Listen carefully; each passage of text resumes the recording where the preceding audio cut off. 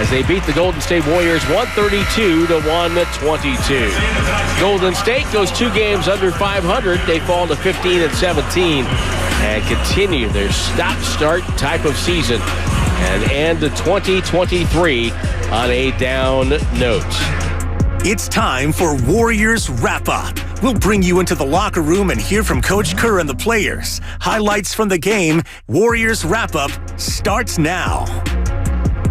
Warriors 0-2 on their 7-game homestand. A couple of losses to a couple of shorthanded teams. It was the Miami Heat on Thursday. Miami without Jimmy Butler, Kyle Lowry, and tonight it was the Dallas Mavericks without Seth Curry, without Kyrie Irving. Luka was questionable, but he ended up playing, and he dominated this game. 39 points for Luka Doncic against the Warriors defense. Also 8 rebounds and 10 assists. The Warriors could not get stopped. They allow 132 points. They fall by 10 to the Dallas Mavericks. And as you just heard from Tim Roy, the voice of the Warriors now 2 games under 500, 15-17. And again, as I mentioned, they're now 0-2 on a really important 7-game homestand.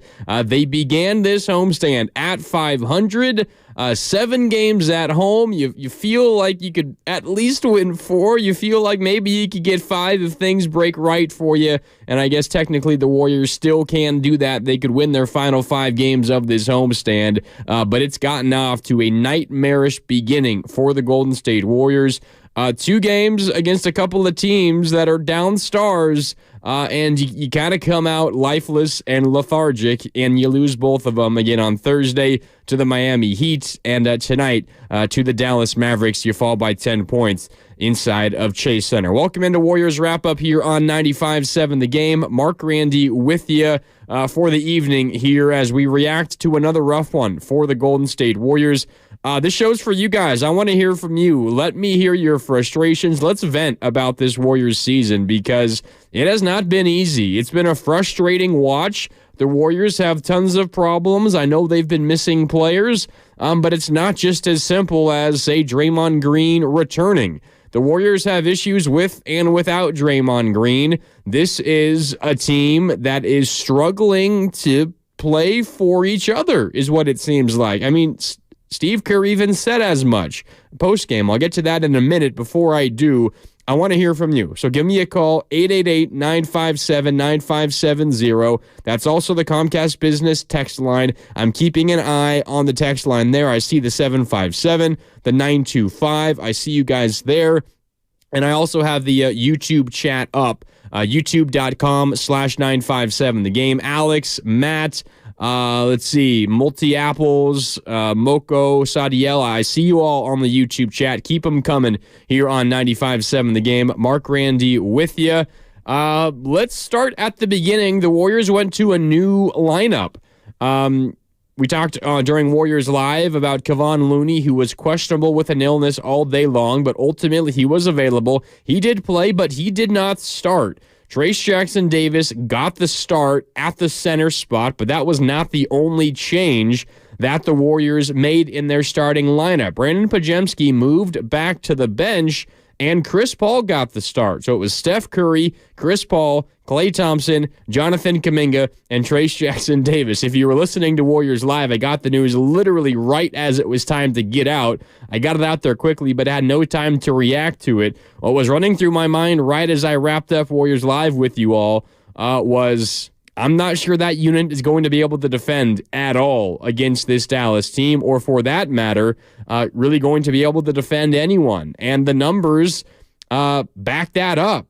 I mean, the Dallas Mavericks put up 132 points. They shot nearly 56% from the field. They made 16 three-pointers. They were 40% from downtown. Luka Doncic scored 39. Dante Exum, who had been out of the league for a couple of years, a former high draft pick of the Utah Jazz. He's had a nice season, but he was incredible tonight. 19 points. He made 3 three-pointers. Off the bench, Josh Green had a season-high 18 points. The Warriors just could not defend anybody. They simply could not defend anybody, and I think that's the issue with some of these lineup changes. It's part of what you deal with when you're without Draymond Green, because he's still one of the better defenders in the NBA. But the Warriors aren't a particularly good defensive team, even with Draymond Green anymore. So without him, they're I mean, put it simply, they're pretty bad. They're awful defensively, and they were awful tonight. And I honestly, if you just simply don't have the bodies, if you're struggling, you have a bad night, okay, whatever. That's one thing. But I just can't really get past some of the strategy defensively for the Golden State Warriors tonight. I mean, how many times would the Mavericks run the same exact play? Luka Doncic, high pick and roll, whether it was Derek Lively setting the screen, Dwight Powell off the bench, sometimes it was Grant Williams, at times it was Derek Jones Jr., whoever it was setting a screen high on the top of the key, really just across half court, kind of halfway between the half court line and the three-point stripe. They'd come up and set the screen, and the Warriors would switch. It would be Kevon Looney or Trayce Jackson-Davis on Luka Doncic, and then he would get whatever he wanted. Either he would drive in and get a mid-range, which he's very good at, or he'd hit his patented left-wing step-back three, which he's also very good at. It happened time and time and time again, and the Warriors simply failed to execute. And they failed to change the strategy. I mean, it was failing. That strategy was failing them, and it took them forever to make a change. Now, ultimately, Gary Payton II, who returned today after missing a number of games, remember, he got hurt in November against the Sacramento Kings, he's back, and he only played, he played 9 minutes and 20 seconds. He had, a positive impact defensively on this game. He came in and he would check Luka Doncic full court. The Warriors would later bring a double team and try to trap Luka at half court. But at that point, the damage was done. He had already gotten everything he wanted. He had gotten Dante Exum involved. He got Derrick Jones Jr. involved. He got Derek Lively involved. He got Dwight Powell involved off the bench. Even Grant Williams was 3 for 3 from the field. He was in double figures. He grabbed 6 rebounds. Luka got everybody on Dallas involved, and it took way too long for the Warriors to adjust their strategy. And then, even once the Warriors adjusted and they started to double Luka, they wouldn't just switch on the screens. They would just stick both defenders, both his initial defender, whether it was Gary Payton or if it was Andrew Wiggins or Jonathan Kuminga or whoever it was. They would stick with him, and then Kevon Looney or whoever was defending the Dallas big would double.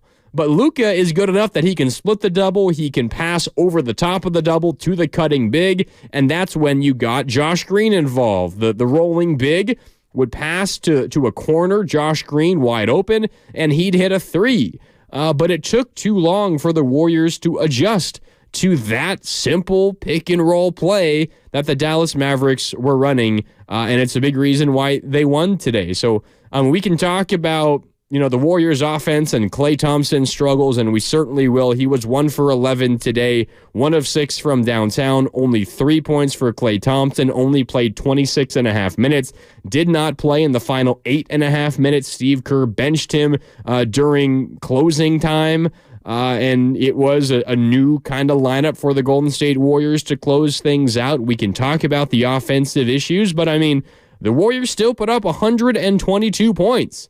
122 points. You made 19 threes. You ended up shooting just a tick under 40% from downtown. The Mavericks were way more efficient on twos than the Warriors were, but the offense was not the issue. You only committed 10 turnovers. You out-rebounded Dallas. You just couldn't defend them. You simply could not defend them, and they're playing without their star point guard, Kyrie Irving. The defense was the issue tonight, and as far as I'm concerned, moving forward for the Warriors, and there's a lot of conversation about rotations. Moses Moody, with the return of Gary Payton II tonight, Moses Moody did not see the floor.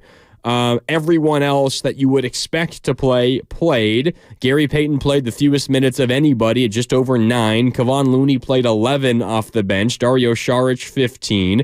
Podziemski got 28 off the bench. Whether he's coming off of the bench or starting, he's still going to get a bunch of minutes. He has earned that, and he was very good today. 13 points, 9 rebounds, 4 assists. But the Warriors, with that starting lineup, again, Steph Curry, Chris Paul, Klay Thompson, Jonathan Kuminga, Trayce Jackson-Davis, they can't defend anybody. So I would be a little surprised if that is a lineup that the Warriors continue to roll with. Now, I think Trayce Jackson-Davis might very well find himself in the starting lineup more often than not once Draymond Green returns. But this lineup, that 3-guard set, Stephen Curry, Chris Paul, and Klay Thompson, I think it's going to be very difficult defensively for the Golden State Warriors moving forward. And it's something I think a lot of Warriors fans could see coming really the second that Draymond Green got suspended and Brandon Podziemski was inserted into the starting lineup. This is not an elite defensive team anymore, even with Draymond Green.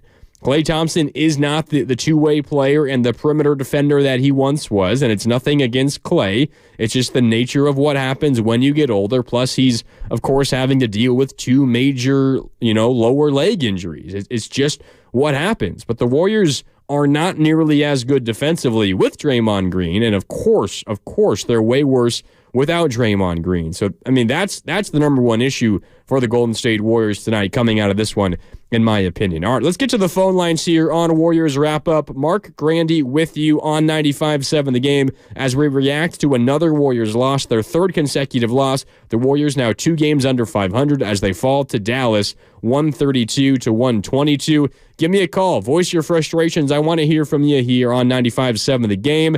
888-957-9570. Up first is Grant in Walnut Creek. What's up, Grant? You're on Warriors Wrap-Up with Mark Grandy here on 95.7 The Game. How you doing? Hey, good. I agree with you that defense with Draymond still wouldn't, that normally wouldn't make a difference. But I thought if we could have used him for any game, this probably would have been the game where he, play small ball with him. And when they do that pick and roll, you wouldn't even have to do anything with the other three. They could stay home, and you just switch that pick and roll and put Green on Luka. And I think that would have been a better matchup. Yeah, Grant. I think you're onto something. Draymond Green, obviously, just his ability to defend would obviously make a very big and positive impact for the Warriors in this game tonight.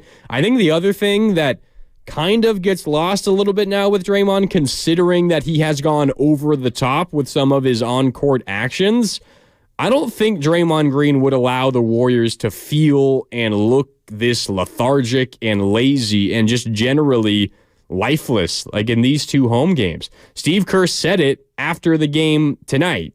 He said, and this comes from Anthony Slater on Twitter, he says, quote, we haven't found that grit that every team needs where you pull together and just play for the group. That's a problem. Until this team really connects in a way that's solely dedicated to winning every game, we're going to be stuck in this place. So Steve Kerr pointing to the desire of this team, and not everyone is buying in. This is a group that's not buying into the group.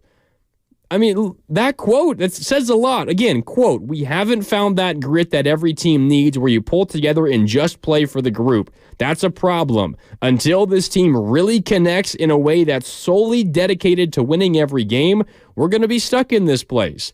Now, maybe I'm being a little bit idealistic considering that Draymond, his on-court transgressions have really hurt the Warriors lately, specifically the end of last season and this season. I don't think Draymond Green allows the Warriors to feel this lifeless. Now, maybe he gets a technical foul, and maybe he gets ejected from this game, but that's sometimes what it takes from Draymond Green to try to light a fire under this team. And without him on the floor, they're really lacking that kind of fire. Really. So, I know there's a lot of Warrior fans out there that are just absolutely sick and tired of Draymond's on-court antics, and I get it. I really do. I mean, the best ability is availability, and Draymond Green, more often than not, is not available to his team. And Steve Kerr and Klay Thompson and Stephen Curry have said it countless times, like, he needs to find a way to be available to us. And if the Warriors have any chance at being competitive moving forward, they need Draymond Green available. Maybe this doesn't end in a win with Draymond Green, but I guarantee you the Warriors feel more energetic and they don't feel nearly as lifeless without him. Honestly, I think that's a big piece of this conversation for the Golden State Warriors tonight. But, I mean, the Warriors have issues even if Draymond Green is here. And honestly, Draymond Green has created a lot of those issues. Maybe part of the reason why the Warriors are struggling to buy in is because of what Draymond has done. And perhaps it's fractured the Warriors roster just a little bit.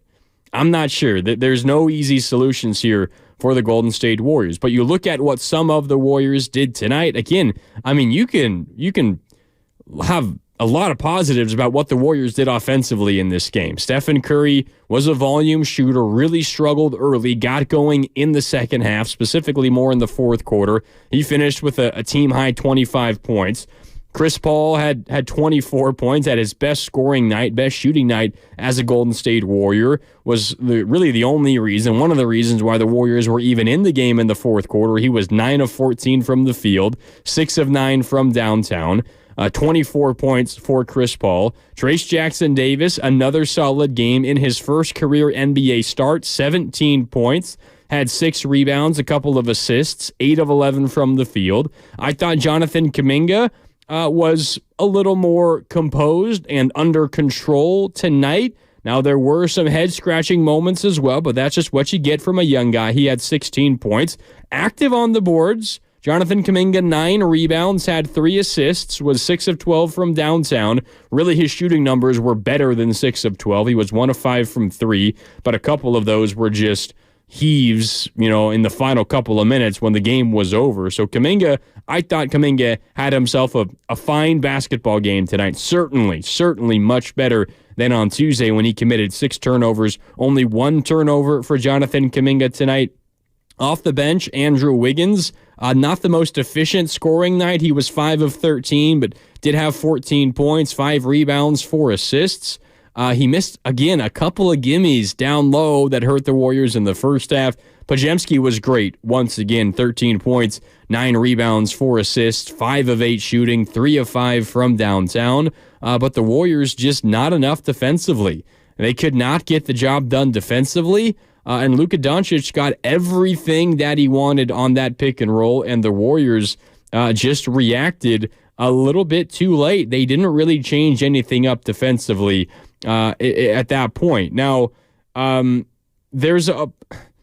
Warriors almost you get the situation where you have a team like the Dallas Mavericks who are without Kyrie Irving, right? And you have Luka Doncic and then everybody else. And generally, NBA teams, sometimes they go to one of two strategies. Either, all right, Luka, we know you're going to get yours. Hell, you could score 40 on us tonight. And he darn near almost did. He had 39. But we're going to let you get yours, Luka, but we're going to shut down your role players. Good luck trying to beat us by yourself. And the other line of thinking is, all right, we are going to throw everything at the superstar. We're going to throw everything at Luka Doncic, right? And we're going to make the role players beat us. What happened tonight was not only did the Warriors not not shut down Luka Doncic, they allowed him to get going. But they also found a way to leave Dante Exum wide open in the corner time and time again. Josh Green, wide open. He was 3 of 4 from downtown. Tim Hardaway was open at times. Grant Williams, who came over from the Boston Celtics, 2 of 2 from downtown. The Warriors found a way to not only let Luka get everything he wanted offensively, but they also allowed every role player to have a good game. And there's just no way that you're going to win a basketball game when that happens. Dallas was without Kyrie Irving. Again, he's now missed, I think, 12 consecutive games for the Dallas Mavericks. But it didn't feel like they missed him. I mean, 132 points, and they shoot nearly 56% from the field in this one. An ugly, ugly performance for the Warriors, and it's now consecutive games at home. When you're 500, you feel like the momentum has shifted a little bit. And consecutive home games against teams that are reeling a bit from injuries, and the desire just feels like it's not quite there for the Golden State Warriors, and it's very, very concerning for Golden State moving forward. All right, back to the phone lines here on Warriors Wrap-Up. Mark Grandy with you here on 95.7 The Game, 888-957-9570. That's the number to call. It's also the Comcast Business text line. Up next is Jack in Stockton. Jack, what's up? You're on Warriors Wrap-Up here on 95.7 The Game. How you doing, Jack? What's going on, man? It's Jack Slater, man. How's your night going? Hey, we're doing all right. Just reacting to this Warriors game, Jack. What'd you think of the Warriors tonight? Disappointing, man. Disappointing these Warriors, man. I had high expectations for these Warriors, but they turned out to be soft, and I don't think we're going to the playoffs this year, man. If we do go to the playoffs, it's probably going to be in the play-in tournament. We might get eliminated on the first game, but hope you're all right there, Jack. Thanks for calling in. Don't know what was going on there at the end, but thanks for the call, Jack. It's certainly trending in that direction. There's still plenty of time left. The Warriors are, 15-17, so they've played 32 games. So there's still 50 games left for the Golden State Warriors. You don't have Draymond Green. I don't think it's time to say that this team is going absolutely nowhere. Now, it's not trending in a positive direction at all, and the Warriors' problems are not just as simple as missing Draymond Green. So something is going to have to change. Either there is a physical change that the Warriors need to make before the trade deadline, or roles, thought processes, play by individual players simply needs to change dramatically for the better. It cannot continue this way for the Golden State Warriors. And I think what Steve Kerr was talking about, again, if you missed it, Steve Kerr said, quote, "We haven't found that grit that every team needs where you pull together and just play for the group. That's a problem until this team really connects in a way that's solely dedicated to winning every game. We're going to be stuck in this place." And the Warriors, it feels like that is on display more often recently than it has been throughout the rest of the season. I mean, just to name a couple of examples, there was a moment late in the third quarter where Curry hits a corner three-pointer. And Dallas runs back the other way, and they just get a fast break, straight-line dunk by Josh Green. No one got back defensively. Off a made corner three, Dallas beats everyone else down the floor. Josh Green, an easy, uncontested, fast break dunk. How does that happen? Now, if you look at that replay of that specific play, Curry's in one corner shooting the three, so it's not his responsibility to get back.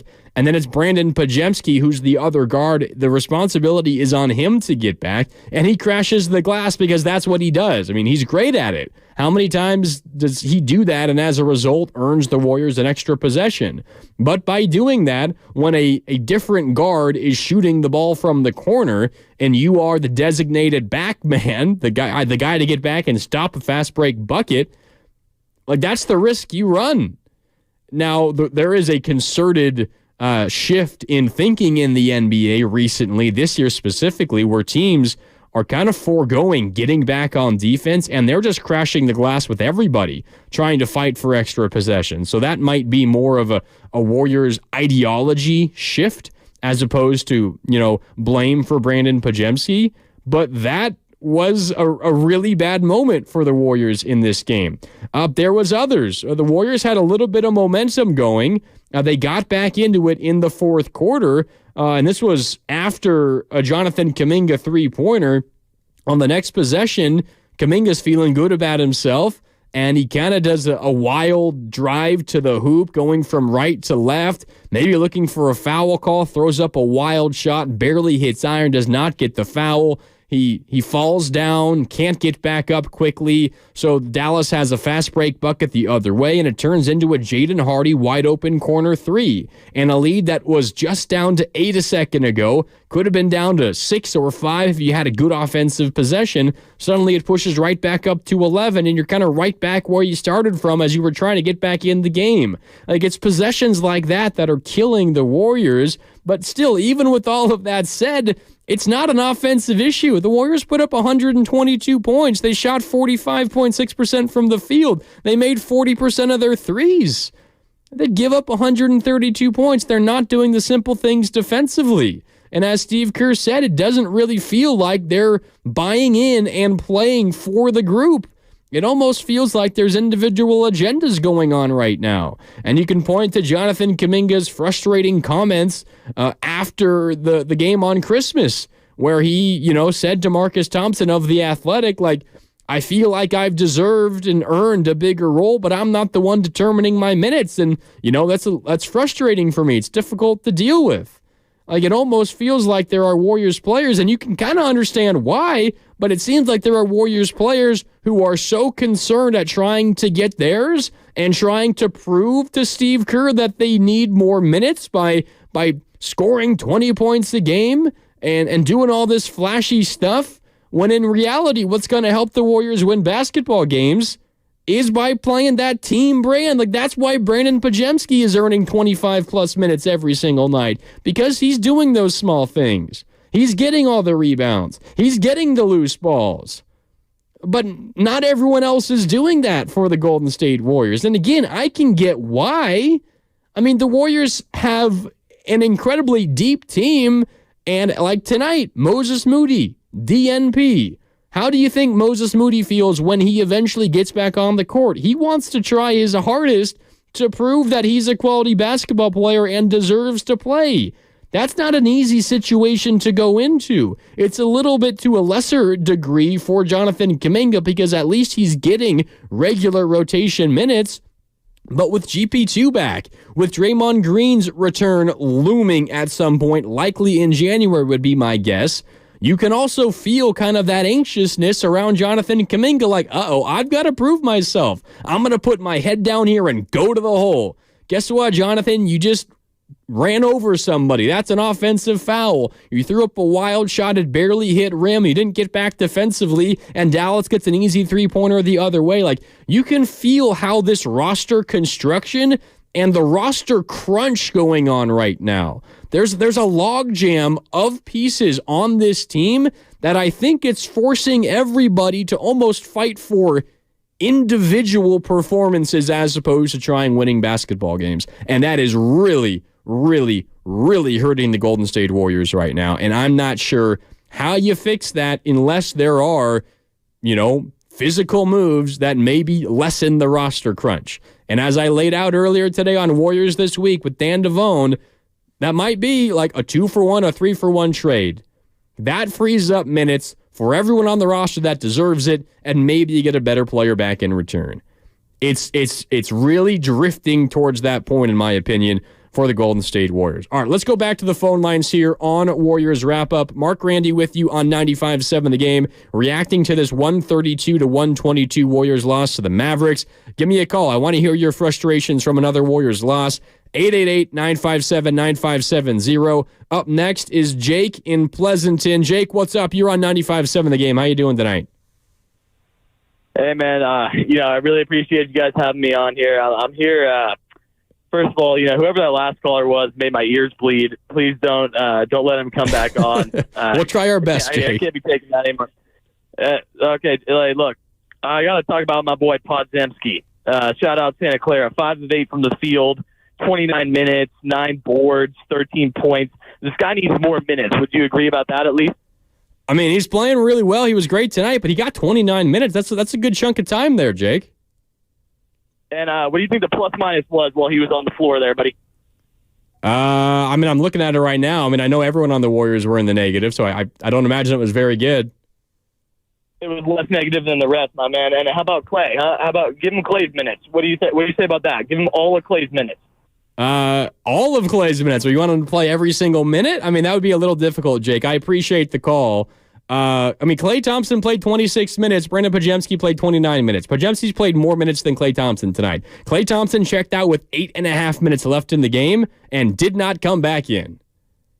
I get the frustration around Klay Thompson, 1 of 11 tonight. He did not close. The game tonight. Steve Kerr is not going to just simply bench Klay Thompson and not play him. That's never going to happen. Never. It's not going to happen. He played 26 minutes tonight. You want him to play 8 minutes? You want him to give Klay Thompson just the first quarter stint? And if he goes 0 for 3 or 1 for 4, that's it for the night? This is Klay freaking Thompson. And he's coming off of a really good, 2-week stretch. I know he was not great on Christmas, not great Thursday, and this was probably the worst of the 3, but let's not pretend like he's been terrible the last 3 weeks. He's been really good until this week. 26 minutes for Klay Thompson tonight. Trace Jackson Davis played more minutes than him. Chris Paul played more minutes than him. Stephen Curry played more minutes than him. Brandon Podziemski played more minutes than him. Andrew Wiggins played more minutes than him. I'm not sure you can ask for more when Klay Thompson is struggling for him to play fewer minutes. Steve Kerr adjusted on the fly tonight. He did not want to bench Klay Thompson, but he had to, so he did. It was not pretty. I'm not defending Klay's play tonight. I'm defending Steve Kerr's roster and rotation decisions tonight. He adjusted to the hot hand or the lack thereof for Klay Thompson and did not play him the final 8.5 minutes of the fourth quarter. That's an adjustment for Steve Kerr. Maybe you wanted the adjustment at halftime. Maybe you did not want Klay Thompson to play at all in the second half. But how many times has Klay had a bad half and he comes out and scores 20 points in the third quarter? That is what Klay Thompson does. 26 minutes tonight for Klay Thompson. Klay was not good, and Steve Kerr adjusted on the fly. I think Steve did a fine job with that tonight. Now, maybe you wanted some from Moses Moody instead of, from others. Maybe you wanted fewer Wiggins minutes, fewer Brandon Podziemski minutes, even though he was good, to get some for Moses Moody. And I could hear that. I could understand that. Felt like Moody could have had a positive impact on the defensive end tonight. But Klay Thompson did not play anywhere near his normal minutes. And we are asking Steve Kerr to do something that, simply put, he cannot and will not do. Play Klay Thompson fewer than that. It's just not going to happen. All right, let's go back to the phone lines. 888-957-9570. Mark Randy with you here on Warriors Wrap-Up. Up next is D in Washington, D.C. D, what's up? You're on 95.7 The Game. How you doing? What's going on, Mark? I'm doing well, D. What'd you think of the Warriors tonight? Listen, I'm going to be perfectly honest with all of you. Warriors' problem is not really scoring the ball. It's defense. The defense is one of the worst in years. My goodness. How in the world are you going to allow players to play off of Luka the way they were playing tonight? The only player who actually played Luka properly was GP2. He was playing Luka on the ball.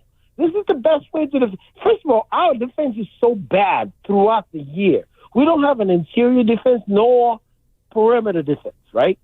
The way to actually combat that or to solve that problem, to try to solve that issue, is to put a player on the ball to defend whoever it is who's bouncing the ball on the ground, right? I.e., that's why GP2 is on the roster. Now, why in the world was JK playing Luka the way he was playing? Why in the world was Wiggins playing Luka the way he was playing him? It all falls on Kerr's poor defensive principles. You know what I mean? Since Brown left the team, it appears to me that Kerr lost his ability to coach defense. That's the problem that needs to be solved. Until we can solve that, forget about going anywhere. We won't even smell the playoffs. All right, let's just be honest with it. I don't care who we bring in until we fix the assistant coaches and the coach himself. Forget about it. Yeah, D, good call. I mean, I agree with you. The defense was the issue tonight, and there's just so many, I guess for lack of a better term, like brain farts defensively for the Golden State Warriors. I laid out a couple of them early on. A made corner three by Stephen Curry. The Dallas Mavericks got an uncontested dunk the other way. The way that they defended Luka all night, being unwilling or unable, or I'm not sure exactly the reason, to change the strategy when Luka was torching you in the first quarter. Now, they got a little bit better in the second when GP2 got a stint to open up the second quarter, and he was able to make Luka a little bit more of a volume shooter. But it took forever for the Warriors to really adjust to how they defend the Luka Doncic pick and roll. There was a moment towards the very end of this game where the Warriors were trying to make a late punch and a late run at it. There was a Chris Paul to Trayce Jackson-Davis for a dunk on a pick and roll, and it was a beautiful play, and it was something Trayce Jackson-Davis does every night, and it's one of the reasons why I think Trayce Jackson-Davis might find himself continuing in the starting lineup is because he always times his cuts perfectly. He's in the right place at the right time. He understands defensive principles. I'm getting a little sidetracked, but I thought Trayce Jackson-Davis was really good tonight. But anyways, after a Trayce Jackson-Davis bucket off a pick and roll with Chris Paul, Jonathan Kuminga picks up Luka Doncic full court because the Warriors are trying to press. They're trying to force a turnover, but they have no intention of fouling. There's still plenty of time on the clock. You're only down, I think it was like 7 at the time. You got time. Now, you need to be like almost perfect the rest of the way, but you got time. And then what happens? Jonathan Kuminga picks up Luka Doncic full court. He's 94 feet away from the basket, and he fouls him. And it looked like an intentional foul. Now, the second that the foul happened, Kuminga kind of like shrugged and chuckled and laughed it off, and it seemed like it was a mistake, or he knew immediately that he should not have done that. But it looked like an intentional foul under your own basket when you're down by like 7 with 3 minutes left. Like, what are you doing? It's those sorts of defensive lapses that the Warriors are committing over and over and over again. It happens all the time. That's just one example. There's other examples you can point to. And it's getting really, really frustrating to watch the Golden State Warriors play defense because those are the kinds of mistakes that they're making every single night. And it's costing them points, and it's costing them wins. And it's difficult to try to point to a solution because the issues and the problems and the mistakes that they're making, they're so elemental. They're so simple. It's like principles that you learn when you're playing middle school basketball. It's tough. It's ugly basketball right now for the Golden State Warriors. All right, you're listening to 95.7 The Game, KGMZ FM in HD1 San Francisco, always live on the free Odyssey app, Twitch, and YouTube. I want to hear from you tonight as we keep rolling on Warriors Wrap-Up on 95.7 The Game. Mark Randy with you. Let's go out to Gotham. Gotham joins us now here on Warriors Wrap-Up. Gotham, what's up? How you doing? Hey, what's up, Mark? How we doing, man? I'm doing as well as I can after that Warrior game. How about you? Yeah, I mean, I'm with you. I was actually in the stadium and I watching the game live, and kind of wanted to call in just to kind of give you my thoughts in terms of what I saw wrong just in person, and I think you hit a lot on it just with the roster, the construction in the sense of I think the solution really is that less is more for this Golden State Warriors team. You're seeing it with guys like Clay having a bad shooting night, Steph, getting off to a slow start. And I think there's a lot of issues in terms of, what you can point out, whether that's, the guys that are, like you kind of mentioned, in terms of, guys fighting for minutes and fighting for their spot on the team maybe. But my biggest issue right now is two things. It's one is Steve Kerr's willingness or unwillingness to move off the Steph CP combination. I think Chris Paul has been great for this Warriors team in terms of what he brings as a floor general and playing next to guys like Clay, Kuminga, Wiggins, whatever it is. But something about him and Steph together defensively, they get torched, but offensively, I mean, Chris Paul can't really go off the ball and play. So you have Steph, who, granted, he's a great off the ball player, but the rhythm is not there, and you saw that with the slow start in the first quarter again. And once Steph kind of got the ball in his hands was when he was able to play. Kind of get more into the rhythm. But for me, the larger issue is I think that this team, it's the same script every night. It's turnovers. It's not playing defense. It's the fake comeback at the end to give yourself a chance. And I really do think that you have to make a move. And my solution, or the one I can kind of think of, is getting a front court option, whether that's a Pascal Siakam, a Lauri Markkanen, but it kind of gives you more of that depth on the front court, and then especially when Draymond comes back. But to really get that secondary score, because if you have a night where Steph and Clay don't shoot well, or Clay doesn't have a night, it's going to be really hard for the Warriors to win games. And they are older in this run, so you have to do everything in your power in these next couple of years to maximize what you have left. And that might mean moving off of Kuminga, Moody, who's not getting playing time, adding in a Chris Paul, and adding in first round picks, whatever that package looks like. But there's a move out there to be made in my eyes, but it's got to happen sooner than later, because it's the same script every night, and I don't know how long the Warriors can go on before they can really salvage the season. Like you said, there's 50 games left. You gotta pull the trigger soon. Yeah, Gotham, I want to ask you one question before you go really quick. You were at Chase Center tonight. You said kind of the fake comeback at the end. The feeling I got watching it through the TV here at the studio was the Warriors were down by like 10. They'd make a run to cut it to 5, but it never really felt like the Warriors were in the game. Was it the same kind of feeling at Chase Center tonight? Yeah, funny you bring that up. There was actually a moment in the game that I thought that was really the turning point. It wasn't in the quarter. The Warriors were down by 3, and Clay had that really bad pass on the fast break. Grant Williams hit the 3, and I think Dante Exum hit a 3.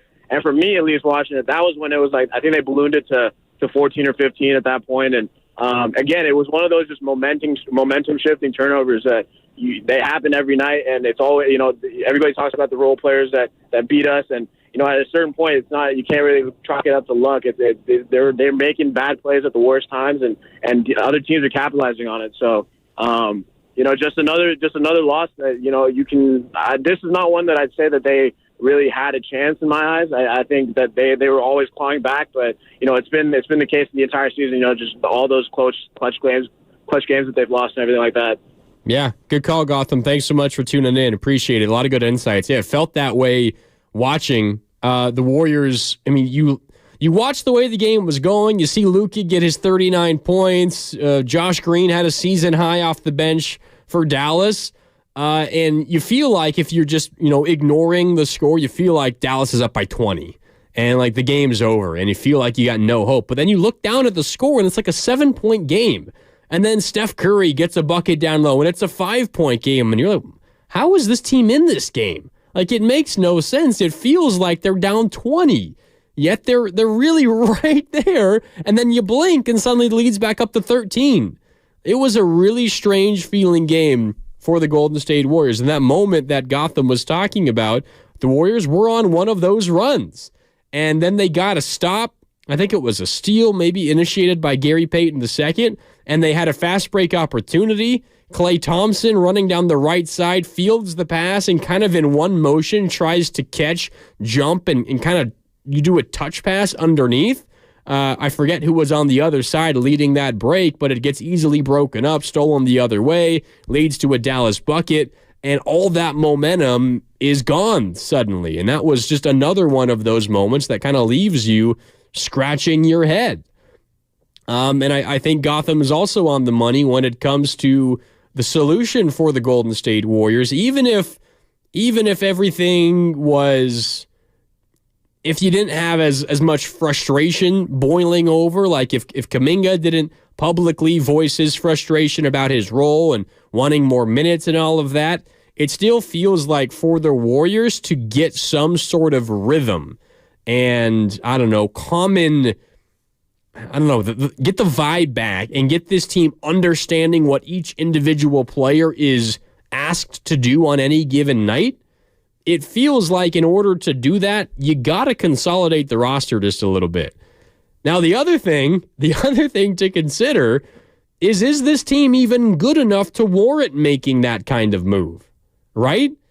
Like, say the Warriors, and the most common name that everyone throws out is Pascal Siakam. It was also OG Anunoby, but he's now a New York Knick. He got traded earlier today. Kind of very surprising, the fact that it happened on the 30th of December with the trade deadline more than a month away, like 5 weeks away on February 8th. Kind of surprising that happened, but is this Warrior team doing enough to prove to you that they are one major move away? Like, does Pascal Siakam on this team, does Lauri Markkanen on this team, does that make you a championship contender? It certainly makes you better. I guess it depends who you're moving off of. It would likely have to include Wiggins or Chris Paul plus a Jonathan Kuminga and maybe a pick or two. Like, that would be a guess. Does that make you better? Probably. However, what have the Warriors done this season that makes you feel confident that makes you a legitimate championship contender? 888-957-9570. Is there anything that the Warriors have done that make you feel like they'd be one move away? Now, maybe you just say, all right, we're not entirely confident that this is going to make us a championship team, but we owe it to Steph Curry to try. Maybe that's your conclusion. The other thing that you have to consider if you are a Golden State Warriors coach, front office member, and if you are a fan as well, where you come down on this conversation is, how do you feel legitimately, honestly, how do you feel about the young core? Jonathan Kuminga, Moses Moody, Trace Jackson Davis, and Brandon Pajemski. Do you feel, truthfully, honestly, in your heart of hearts, that young core group can be the core of a championship team 2 years from now, 3 years from now? Do you think that that's possible? I think it's an extreme long shot. And if that's how you feel about that, if you feel like the young core that you've been trying to build up for a long time now, if you feel like that young core does not have the kind of promise that would make them, the core of a championship team down the road, what's the point of holding on to them, right? They're not helping you win a championship right now. I mean, Kuminga's a quality piece, but let's not kid ourselves. He's not going to be the reason the Warriors win a championship this season. So if they're not helping you right now and you're not confident that they're going to be a major factor on a legitimate, finals contender in the future, what are you doing with them? What are you doing with them? So again, maybe you feel like this team isn't good enough to warrant making a move, but do you also feel like the future of the team isn't good enough to warrant protecting? So the Warriors are kind of stuck between two worlds of I don't feel like this is the right option, but I also don't feel like the opposite is the right option. So I don't know what the hell they're going to do because they got a lot of questions and very few answers at the moment. It's going to be interesting to see how this all plays out. I think there's a number of Golden State Warriors right now that are fighting for their futures as Golden State Warriors. We did see the Jonathan Kuminga and Andrew Wiggins unit once again tonight. That was something that Steve Kerr has said he will go to more, trying to see if that unit can work. If you remember back on Thursday night, it was a disaster. Those two played, I think, for 5 minutes together in the second quarter. In 8 possessions, I think the Warriors committed 5 turnovers. 8 possessions, 5 turnovers with those two on the court together. And I think all of them were by Jonathan Kuminga. He committed 6 turnovers in the first half, 5 of them in the second quarter alone.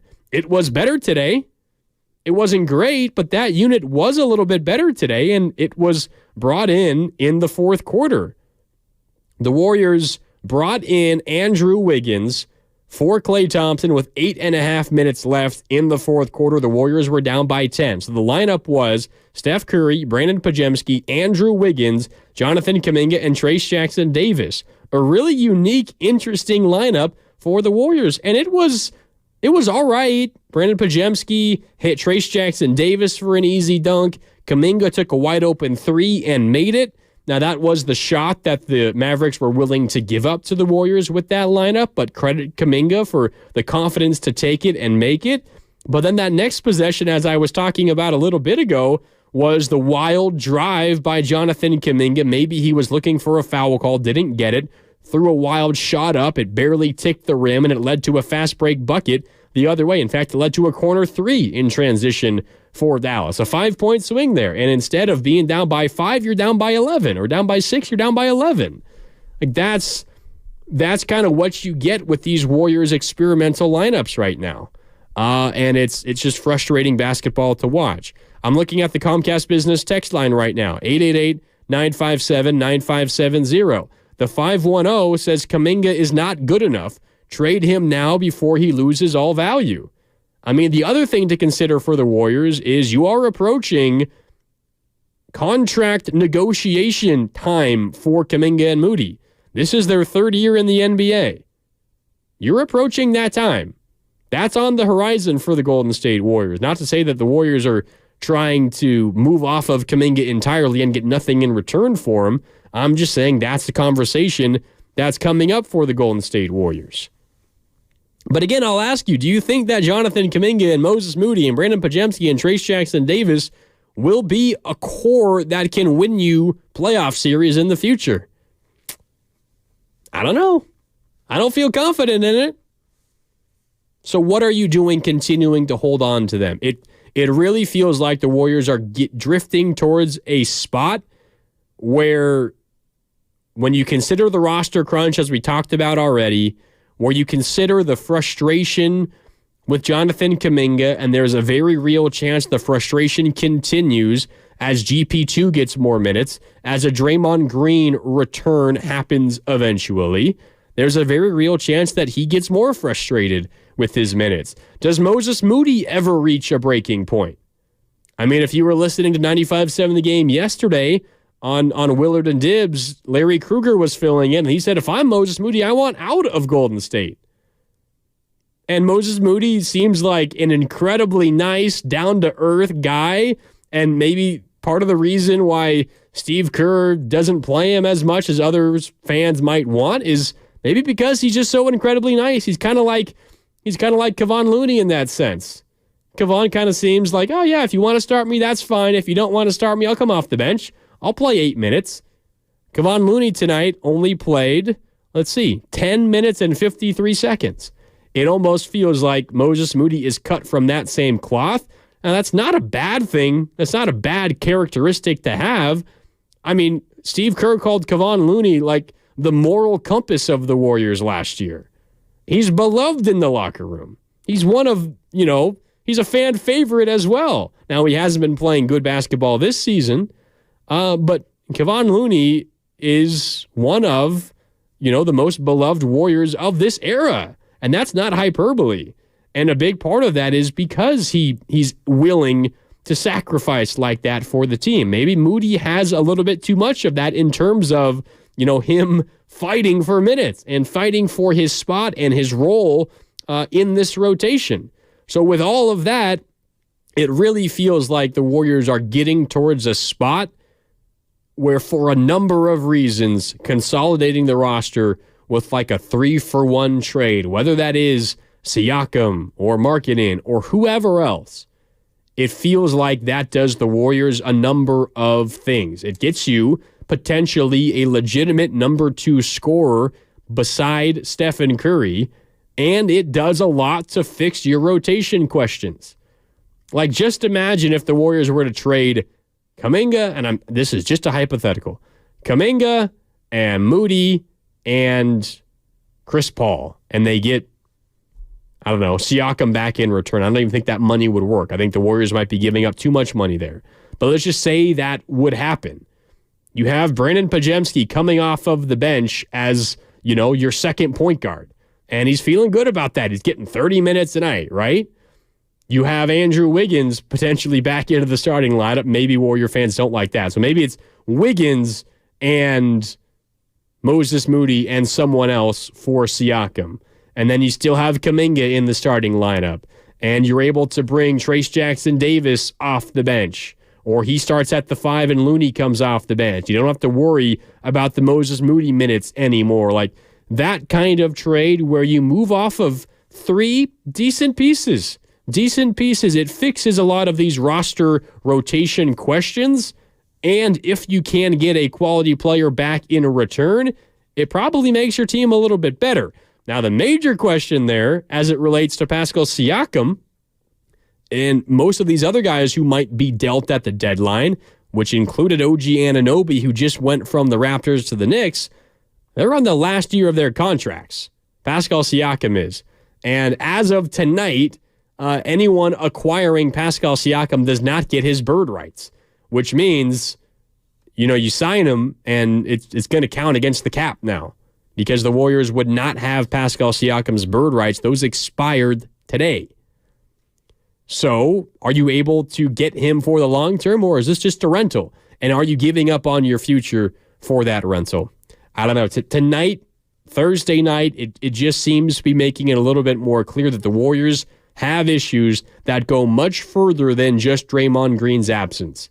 And Draymond Green is not, clear of the blame for that. He's a big reason why there are these issues going on right now. But we can't kid ourselves and pretend like his return is going to fix everything. Even if he does totally change his demeanor on the court, still a great basketball player, but isn't getting ejected, isn't arguing with refs, is available 24/7 the rest of the season, the Warriors have deeper-seated issues than just Draymond Green's absence and some of his on-court transgressions. So I think moving forward, the Warriors are going to be looking very, very deeply at evaluating not just the team as a whole and figuring out whether this team is a piece away and if they want to even consider making a big move and taking a swing. But it's also, I think, time to look at individuals. I mean, Andrew Wiggins wasn't bad tonight. He's had an up-and-down season, but can Wiggins and Kuminga coexist? I think the Warriors are looking at these next 5 weeks before the NBA trade deadline, and really maybe you have to wait until Draymond Green comes back to see this team at full health to see how they look before you can make that decision. But I think there's a ton of decisions for the Warriors, not just team-wide, but individual-wise. And I think the Warriors are at a point where they're really going to be fighting for their futures on this team. I think that's the reality that we are beginning to dip our toes into for the Golden State Warriors. All right, let's wrap up Warriors wrap up here with a couple pieces of business. Up first, we got to get to extending the three-point line, and for that, we'll go to the Warriors' best scorer tonight is Chris Paul. Steal by Paul from behind. Lively was looking to pass back to the basket. Paul in transition to Curry. Back to Paul. He's wide open for three. Got it! 119, 114. 2:44 to go. And Chase is electric right now. Yeah, Chris Paul was one of the main reasons the Warriors even made a bit of a run in the second half. He was incredibly efficient tonight, 9 of 14, 6 of 9 from downtown, finished with 24 points, a season high, and the high point total in his Warrior career. Again, 24 points, also had 6 assists, a couple of rebounds, 6 of 9 from downtown. By far, Chris Paul's best shooting night as a member of the Golden State Warriors. That is Extending the Three-Point Line, brought to you by West Coast Men's Health, successfully treating men for ED and chronic pain. Visit westcoastmenshealth.com. All right, let's wrap things up with our hardest worker of the game. That's brought to you by the Alameda County Sheriff's Office, who works hard to serve the community. Are you looking for a career in law enforcement? Learn more about job opportunities at joinacso.com. I really want to give this to Brandon Pajemski. He was good today, 13 points, 9 rebounds off the bench, and just a tick under 29 minutes.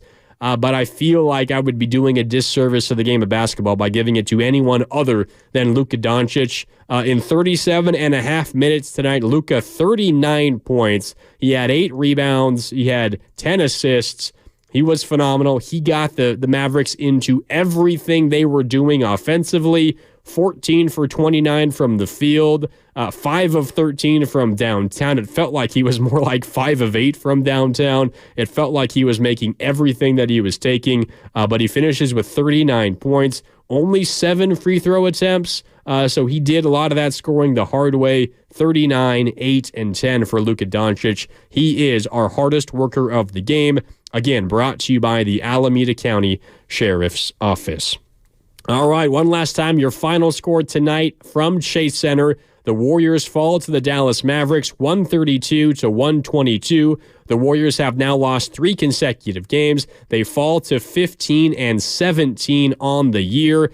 They've got 5 more games left on this 7-game homestand as they open the homestand 0-2 against a couple of teams that entering each game you felt like the Warriors should be able to win.